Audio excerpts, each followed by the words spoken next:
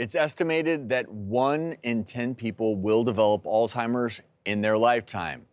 It's a complex and terrifying disease that devastates individuals as well as their loved ones. Yet, despite medical advancements, there is no cure. So, how do we face this dire diagnosis when it comes to the people we hold dearest? Tsunami of the 21st century, the term describes the wave of people in the U.S. who are living longer than previous generations. And while this longevity is great news, there is growing concern that our healthcare system is unprepared to handle the impact of the aging population, particularly Alzheimer's disease. Intruders! Tell them to leave! One possible solution is virtual reality that shows people life through the patient's eyes. You remember me, right? Remember when I got to wear your wedding dress to my wedding? Users experience memory loss, agitation, and hallucinations that present in late stages of the disease. So can VR teach more empathy in a world so hard to understand? We're going to try out these VR headsets to better understand what someone with Alzheimer's disease goes through. But first, I want to introduce Carrie Shaw, the founder of Embodied Labs. And thank you so much for being here. And we're excited to use these VR headsets. But what inspired you to create this experience? When I was in my teens, and then when I was a college freshman, my mom got diagnosed with early onset Alzheimer's disease. So starting that journey with her, for myself at age 19, I responded by feeling afraid and confused. I was afraid to go home. I was afraid to interact and spend time with her.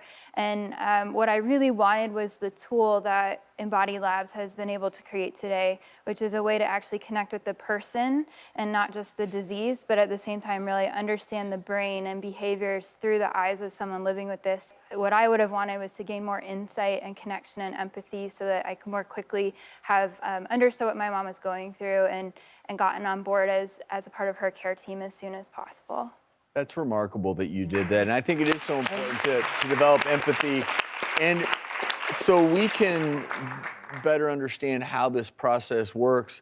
Docs, why don't we put on the virtual reality headsets, and then Carrie, if you don't mind, walk us through tell us what we're scenario. going to do.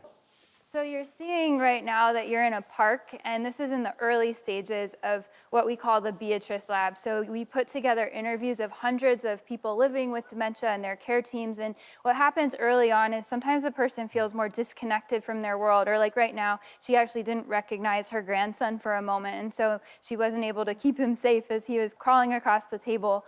And then now you guys are talking with your grandson, and he's excited about Easter coming up, and so the grandson is asking, are you going to make your famous cake like you always do, which then takes you to the grocery store, whereas you guys can see you're looking at a list, and if you look at your hands, you can see you're actually embodying this person, and so you can reach out and grab those flowers over to your right, and you can put them into your grocery cart, and on the list you actually see you're confusing the word flour with baking flour, which is really common in early stages when you're losing your language processing skills. So the experience is really helping us understand not just kind of the what we all think of maybe as later stages of the disease, but really the journey that a person goes through. I think this is a really amazing way to help us understand and not be fearful, but just kind of have more empathy for what they must be going through.